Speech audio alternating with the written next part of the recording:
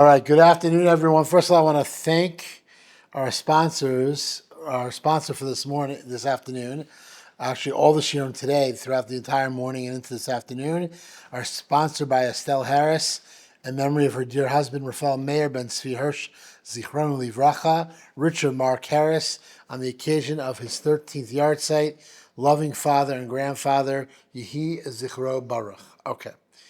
We are just a few days to the awesome Yontif of Chag Matan Toratenu, and I wanted to spend our time this afternoon to look at a very, very interesting Agadata, a very interesting Talmudic passage in the Gemara in Masechet Shabbat, where it describes, where the Chachamim describe that awesome moment when we sit at Sinai to receive the Torah. And of course, this is an Agadata, which means it need not be taken literally. According to most Mefarshim and the Agadata, these rabbinic parables and teachings are meant to teach us some kind of lasting, eternal message, or sometimes multiple messages, but they need not be taken literally. And we're going to see very quickly how this is a classic example of an Agadata that need not be taken literally, but certainly has fascinating messages encrypted within it. So we're going to just jump right in, and we're going to learn this Gemara together. Okay, the Gemara says, the Gemara Masechet Shabbat, Daf Peichet Amud Bet. Amar Rabbi Yeshua ben Levi. Rabbi Yeshua ben Levi said, B'shah shala Moshe l'maram, at that moment when Moshe ascended on high. So what's the first thing we have to question? What is that? What is the significance of that statement? What does it mean that Moshe ascended to Marom in the heavens? Amru Malachi Ashari Lifnei HaKadosh Baruch Hu. The ministering angel said to Hashem, before Hashem, Ribono Sha'olam, Ma lilod isha beinenu. Why? How can this person, this human being, born from a woman, be here amongst us, amongst the angels? Amar Lahen, Kadosh Baruch Hu answers the angels, L'kabel Torah ba. He came to receive the Torah. Amru lefanav chamuda ganuza shenigla zilucha teisha meot v'shivim v'arba dorot kodem shenivra olam atam mevakesh lina levasa radam. The angel said, HaKadosh Baruch Hu, wait a minute. This treasured gift of yours that you call the Torah, that you've had hidden away in your private Geniza, your private storehouse, for 974 generations before you created this world, you want to give this to a human being, flesh and blood? Okay. And then he quotes the pasuk in Tehillim, Ma'enesh kitizkerenu v'nadan kitifkedenu Hashem areinu ma'adir shimcha b'chol aretz asher tno hodcha al hashemayim. Okay, what is a mortal that you are mindful of him? The Son of Man that you recall him. Hashem, how majestic is your name throughout all the earth. You who hovered, okay, above the heavens with your splendor. Okay, so now we're going to get into the bulk of the important part of this Gemara. Amar la Kadosh Baruch Hu, the Moshe. So the angels come to Hashem and say, what? Hashem, why is Moshe here? And Hashem tells the angels, he's here because I'm going to give the Torah to humanity. He's here to receive the Torah. And the angels are not pleased with this, and they question, how could it be? So what's the next part of the Gemara? It says that Hashem turns to Moshe and says to Moshe, Hechzir lahen tshuva. Moshe, you're going to answer the angels. Moshe, you're going to reply to them and give them the answer. And that, by the way, that expression is a little redundant. Hechzir lahen tshuva. It doesn't just say Hechzir lahem or lashuv lahem. Okay, reply to them or answer them. But it says, you're going to reply to them with an answer. And we're going to come back to that expression later on. Amar lefanav ribono sh'olam mityarya ani shema yisrafuni behevel shebafihem. So Moshe says to HaKadosh Baruch Hu, wait a minute. I'm not going to answer the angels. I'm afraid to. Why? He says, they're celestial beings. They're going to burn me up with the steam of their proverbial breath. Amar lo. So Hashem says to Moshe, Echoz b'kisei kvodi v'chozer lahen tshuva. He says, grab onto my proverbial royal throne, kisei hakavod, and once again, that expression, reply to them, and answer them. Okay? So I'll just jump ahead. Amar Lefanov. So now, apparently Moshe grabs on to the proverbial royal throne, whatever that expression means. We're gonna analyze this as we go. We're just gonna first read through the story the first time. Amar Lefanov. So Moshe says before God, Ribono Shalom, Master of the universe, Torah she'ata noten li ma kativ ba. The Torah that you've given to me, or that you're about to give me, what is written in it? And Hashem replies, Anochi Hashem Elokecha, asher hotzeticha mi'eretz Yisrael. I'm the Lord your God, who took you forth from Eretz Yisrael. Amar lahem. So Moshe says to them, Limitzrayim yiradatem. Did you, angels, go down to Mitzrayim? Lefaro hishtabadtem. Did you, angels, serve Pharaoh? Torah lamat telechem. If not, then how is this Torah relevant to you? Shuv makatiba. I ask again, Ribono Shalom, this Torah that you're giving me, what's written in it? Lo yeh lecha elohim acherim. You should have no other gods before me. Okay? Ben amim atem shurin she'ovdim avodak lululim. So Moshe turns to the Malachim. He says, were you ever dispersed amongst the other nations of the world that were involved in worshiping idols, that you might become influenced by their culture? Shuv ma'kativ ba. Once again, he asked God, what's written in your Torah? Zachor et yom ha'shabbat l'kadsho. And Hashem replies to Moshe, remember Shabbos and sanctify it. Klum atem ha'osim malacha she'atem tzrichim shvut. He says, so Moshe says to the Malachim, you've never done any malacha in your life, physical activity in your life, that you need a day of rest. Shuv ma'kativ ba. Lo tisai, you shouldn't swear. Okay?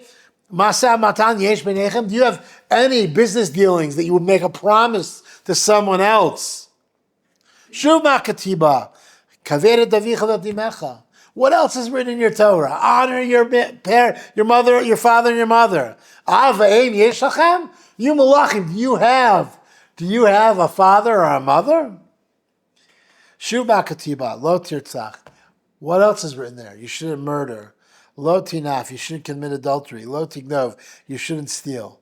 Kina yesh b'nechem, is there rivalry and jealousy amongst you here in the heavens? Yetzahara yesh b'nechem, do any of you angels have a yetzahara? Miyad hodulo la'kadosh baruch hu, and they immediately give up their claim and they acknowledge that Hashem was right to give the Torah to humanity. Okay, so what are the messages encrypted in this story? And we're going to learn from, over the next few minutes together, a number of the masters of Jewish thought who are going to help us to unpack this Agadata. But I just have a list of 4 questions just right off the bat that I came up with. Number 1, why are the Malachim upset that Moshe has come to receive the Torah? Number 2, what does it mean that Moshe Allah Lamar, that Moshe ascended on high to the heavens? Number 3, what does it mean when God instructs Moshe to grab onto his kisei hakavod, to gain the confidence? How can we grasp Hashem's proverbial throne? What is the message inherent in this divine instruction? And finally, why does Hashem instruct Moshe, Hachzir lahen tshuva, you shall reply to them and answer? Isn't that expression itself redundant? And the fact that Hashem has to tell it to Moshe twice means that it's what? It's reiterated a second time, which means it also seems redundant. So what's the significance of all of these ideas? Okay, so we're going to begin. We're going to learn the first text we're going to look at. It's text number 2 on our sheets.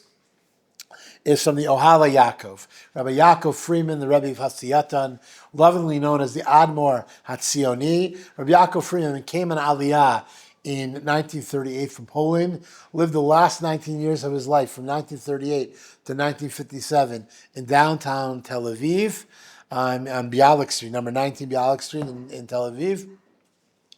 And what's fascinating about his Sefer is that he often gives us either a glimpse or a hint at what's going on in Jewish history at that moment. So this is a Dvar Torah that he shared in Shavuot in the 1940s, and most specifically, he's talking about the claim and the battle diplomatically to establish and sustain the state of Israel, and how the nations of the world, some of them are saying that, who are you, the Jewish people, to have a claim to this land? You haven't been here in thousands of years. So what's fascinating is he's going to take this Agadata, which talks about how the angels had a claim on Moshe for receiving the Torah, and he's going to point out a specific word that's used in the question of the angels, and a specific expression that's used in Hashem's instruction to Moshe in terms of how he should reply to the questions of the angels, which is going to give us a beautiful insight, not only in terms of why the Jewish people were deemed relevant to receive the Torah and not the Malachim, but also why the Jewish people are deemed relevant to receive the land of Israel. So we're going to start 1, 2, 3, 4, 5, 6 lines down. The first 5 lines are just quoting our Gemara, okay? So this is what the Rabbi says. Malachi Asharet hashvu bazeh et ha'uma Yisraelit l'ter umot. Okay, the fact that the Malachi Asharet, the Malachim, say, why are you giving the Torah to this woman, this human being born of a woman? Why are you giving the Torah to a basar v'dam, to a human being that's flesh and blood? It doesn't say why are you giving the Torah to this the leader of the Jewish people, Moshe Rabbeinu. He says that the Malachim are making a misequation. They're equating what? The Jewish people with the rest of humanity, with all the other nations of the world. Ki kol b'nei adam basar v'dam hema, because every single human being is flesh and blood, not just the Jewish people. Amar lo HaKadosh Baruch Hu Moshe, and that's why Hashem says to Moshe, Echoz b'kisei kvodi, grab onto my royal throne, my proverbial royal throne. Why? That you, Moshe, should have the courage, the fortitude to answer them, to reply to them with an answer. What are the words? What are these words, that expression, grab onto my royal throne, really mean? Mirumaz ha'avdel sheben Yisrael l'ter umot. It's a remez, it's an allusion to what separates the Jewish people from all the other nations of the world. Tzurat Yaakov Avinu chakuka bekisei hakavod. The image of Yaakov Avinu's face is engraved, so to speak, on the proverbial throne of God. And by grasping onto the proverbial throne of God, which has that imagery of Yaakov Avinu, Ru'im Yisrael Litain Lahem HaTorah. But if the Jewish people hold on to that imagery of Yaakov Avinu as a source of our nation, the father of our nation, he's called Yisrael. If the Jewish people hold tight to that idea, okay, with pride, and recognize and remember from where we come, who are we descended from? Okay, not only will we merit the Torah, as this Agadata teaches us, but the Rabbi of Hasyatan uses this same message to say we should have the confidence to answer the nations of the world when they come to us and say, why are you better than any other nation? Why are you deserving to have this land? And the answer is what? Have the confidence to answer that we're descended from Yaakov Avinu, from Yisrael. This land was promised to the Avot, and we're their descendants. Okay. That's the first piece. L'chaim, Baruch atah Adonai, Eloheinu melech haolam shakol niyivra. We're now going to learn from the Avodas Elazar, the Rebbe of Kajnitz. Now, the Kajnitzer Rebbe also came in Aliyah in the 1920s. He's actually, the Ohala Yaakov is buried in the ancient cemetery in Tiberia, where there are numerous Hasidic masters that are buried there, including some of the Talmidim of the Baal Shem Tov. The Priya Arts is buried there, Rabbi Menachem Mendel of Vitebsk, and others. And the Kajnitzer is actually buried in the Sanhedria Cemetery, which is not far from our new offices, our new OU headquarters. And perhaps one day we'll take a tour of the Kivrei Tzadikim in the Sanhedria Cemetery. There are many great Tzadikim that are buried there, but he's a fascinating personality. He also ends up in Tel Aviv, but he initially makes Aliyah as one of 3 Hasidic masters that are involved in the formation of the village Kfar Hasidim. Kfar Hasidim is a small village outside of Haifa in the north. It was established originally as a Hasidic enclave, farming enclave.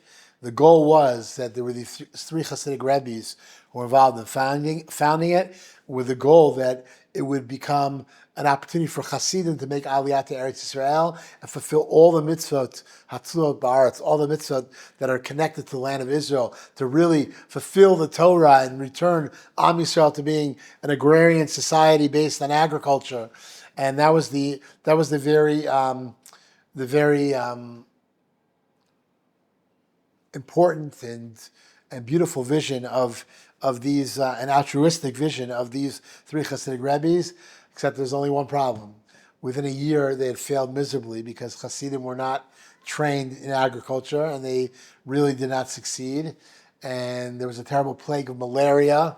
And eventually the Poalei HaMizrahi, the religious Zionist workers, had to take over the enterprise and save the village.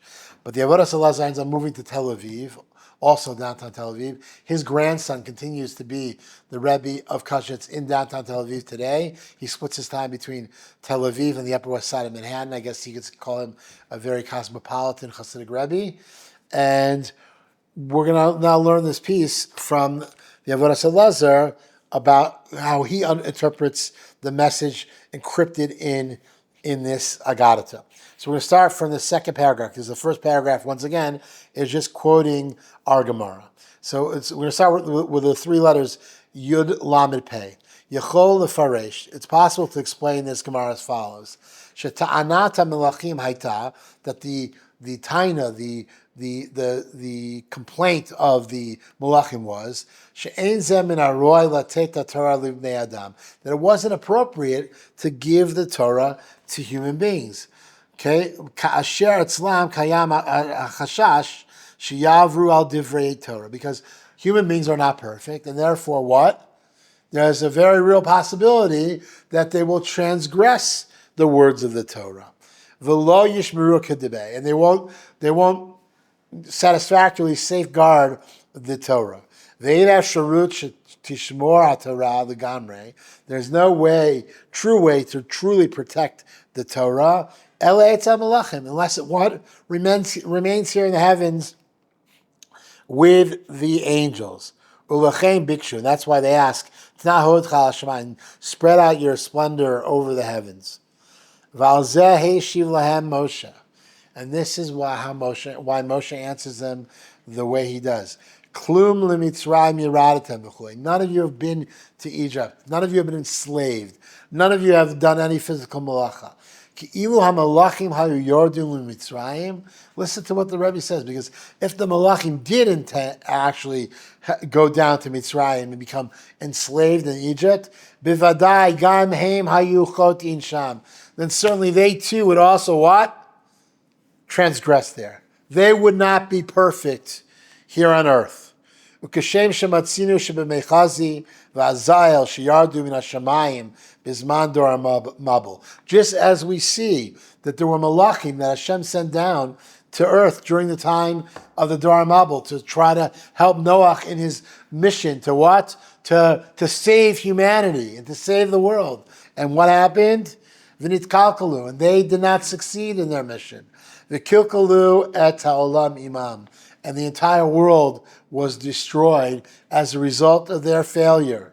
V'harei zeh me'ein ma shekatu b'medrash, and we can also learn this, he says, from a very famous midrash. A famous midrash related to Avram Avinu. Okay, Shakadosh Baruch Hu Ta'ain she'enam yichalim lekabel Torah. Hakadosh Baruch Hu says to the Malachim, "You're not deserving to receive the Torah. Why? Ba'asher etza Avram Avinu heim achlu basar v'challah." Because when the Malachim showed up, we'll take questions at the end. Okay, when the Malachim showed up to visit Avram Avinu after his Brit Milah, Avram runs and has Sarah prepare a meal, a feast. And first he tells Sarah to bring bread with butter, and then he tells Sarah to what? To bring calves tongues. And so says the Medrash, HaKadosh Baruch Hu answers the Malachim, if you were on earth, you also would transgress. And he says, as a matter of fact, I have two examples when that happened. When I sent Malachim down to earth during the Dor HaMabul, okay, to have Noach's back, to help save humanity, those Malachim were not successful. They failed. And therefore the world was destroyed. And also, in the subsequent generations, by Abraham, when the Malachim came to visit Abraham, and Abraham ran and he brought them food. And of course, the pasuk tells us that he served them bread and butter together with cast tongues. Now, there are numerous answers to that, how to understand that pasuk. Okay, the most famous answer, of course, is Rashi's, where he says, well, no, the first course was butter, and the second course was bread and butter, and the second course was meat, which is similar to what we do. Many of the practice on Shavuot, by the way. It's very interesting. We talked about this medrash before Shavuot. Many of that practice on Shavuot that make kiddush and have a milchik taste in the morning, and then have a fleshik lunch, and to accomplish both of these goals. But anyway, in this medrash, it's part of the answer to the Malachim. Okay, Hashem doesn't want to give the Torah to Malachim because the Malachim also are imperfect, and the Malachim, the two times, and Hashem answers the Malachim, who are you to complain about me giving the Torah to humanity when we know that the two times I'm sure Hashem has endless examples of this, but two specific times when I sent Malachim down to earth to aid humanity, okay, both times those Malachim failed in their mission or seemingly transgressed as part of their mission. Okay. So far we have the idea of the Jewish people knowing who they're descended from and gaining strength and confidence by knowing they're descended from Yaakov Avinu. That's what it means to grasp up to the heavenly throne. And the second message we have so far is the answer to the Malachim and why Hashem decides that humanity, and specifically the Jewish people, are worthy to receive the Torah. Certainly that the Malachim are not the ones who are going to safeguard the Torah because they've also transgressed here down on earth. Okay. We're now going to just quickly read, I'll just read it in English. This is my translation of a very complicated piece from Rabbi Yaakov Moshe Charlap. Okay? Rabbi Yaakov Moshe Charlap is the Talmud Mufak, one of the closest students of Rav Kook Zatzal, and of course, he also was the first Rosh Yeshiva of the Yeshiva Merkazi, which became known as Yeshiva Merkaz Rav. He was the Rav of the Shchuna, of the neighborhood of Sharei Chesed in Yerushalayim. And Rav Charlap explains the message encrypted in our Gemara as follows. He says, once Moshe was able to connect himself to the divine throne, so to speak, right? To echos b'kisei kvodi, to grab onto Hashem's divine throne, that's to cling to the source of all creation and renewal.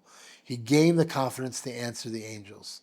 Okay, what did Moshe need? What? To believe that he is inextricably bound to the Rebbeinu Shalom, that Hashem, so to speak, has Moshe's back. So too for each and every one of us, the essential preparation for the festival of receiving the Torah is to ascend to the highest heights until we are able to grasp the proverbial divine throne. And the more we are able to ascend before the giving of the Torah, so too our reception and understanding of the Torah will also be renewed and elevated. The Hachana of these days leading up to Shavuot says, Rav Charlap, is to be gleaned and learned from our Gemara, that just as Moshe had to feel confident that Hashem is indeed with him, that he's worthy to receive the Torah because Hashem loves us and loved him and trusted him with that gift, so to each and every single one of us has to strive in these days to feel that closeness with Hashem, to gain that confidence, to prepare ourselves to experience that awesome moment when we stood at Sinai, to re-experience, to revisit Sinai, so to speak, and receive the Torah. Okay, that's Rav Charlap.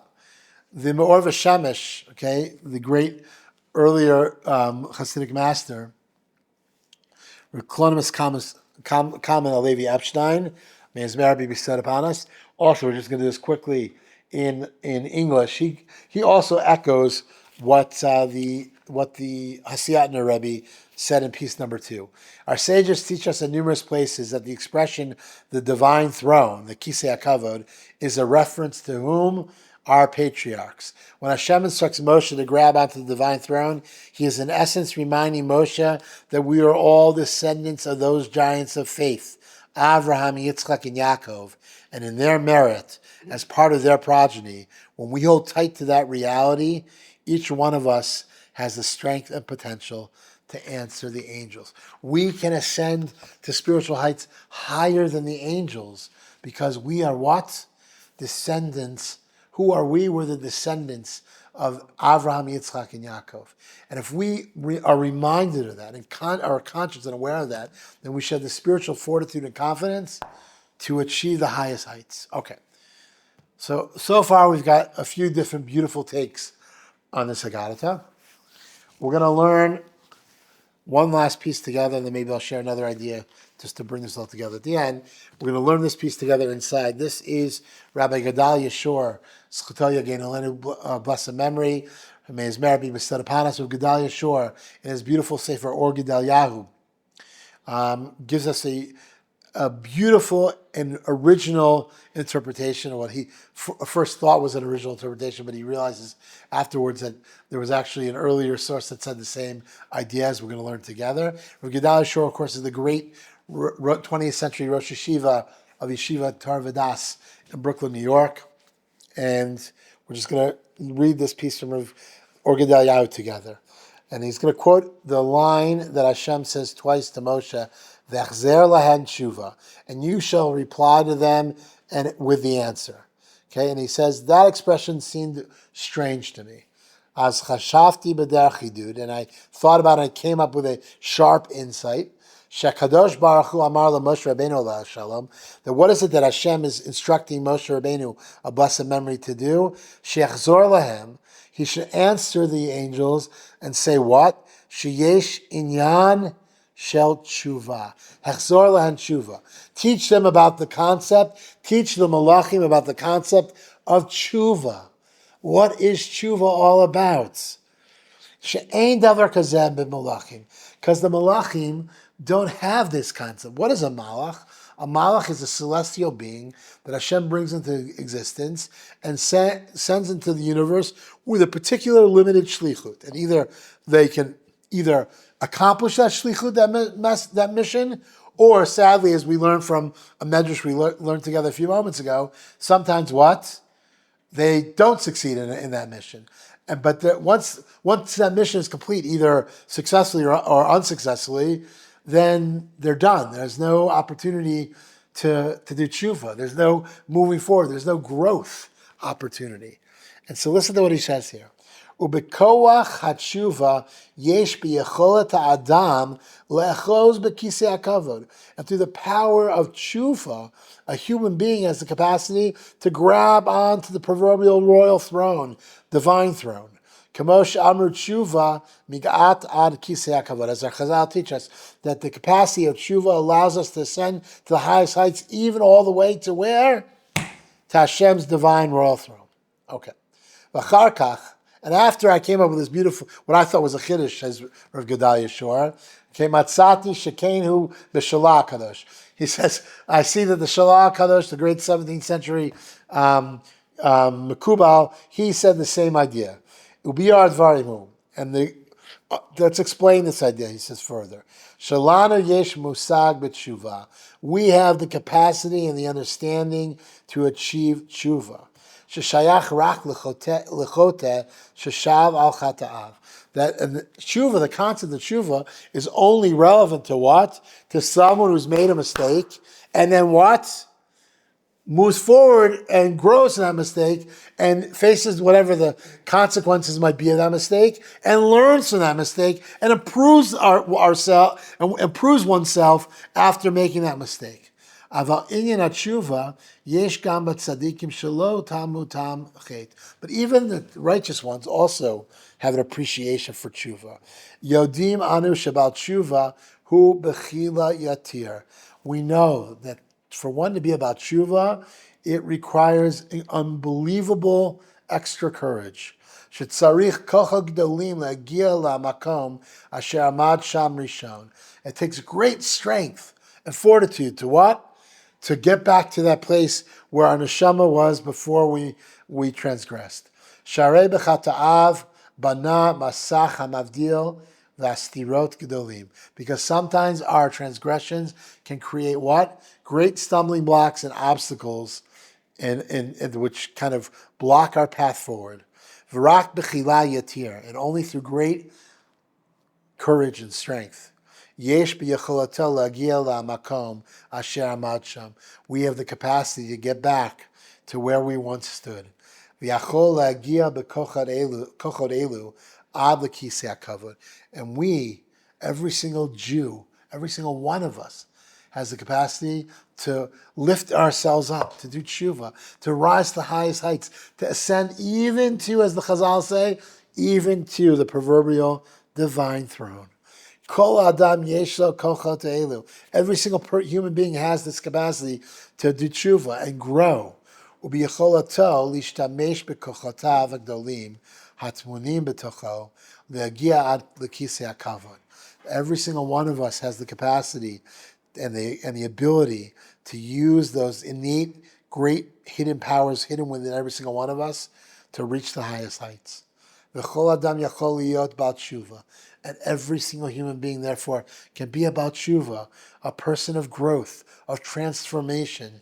Lashuv el shorsho, to return to their source. Lagia ad l'kisei hakavod, to ascend to the highest heights, to get to the proverbial divine throne. Asher misham nechsav nishmato, from the place where his soul was formed and emanates from. V'ze'ana Moshe Rabbeinu ala Hashem le'malachim. And this is what Hashem instructs Moshe Rabbeinu to answer as he answers the malachim. Shel adam yesh koach shel tshuva, that a human being has the capacity, the power of transformation. She'af shehu karutz michomer, that even though he's formed out of physicality, yesh yichol lagia ad l'kisei hakavod. Every single human being has the capacity to reach the highest spiritual heights, to reach all the way up to Hashem's proverbial divine throne. Okay. Ritzadik HaKohen of Lublin famously taught in Tzidkas HaTzadik, Keshem shetzarich adam la'amin ba'Hashem yisbarach, that just as a person has to put their faith and belief and trust in Hashem, kach sarich achar kach la'amin ba'atzmo. Okay, the necessary totza'ah, the necessary outcome of our bitachon, of our full trust, putting our faith and trust in the Ribono Shel Olam, has to be what? That we also believe in ourselves. That we have the capacity and the confidence to believe in this idea of tshuva, of ascending to the highest heights, of overcoming our challenges and mistakes and growing and propelling ourselves even further and even higher.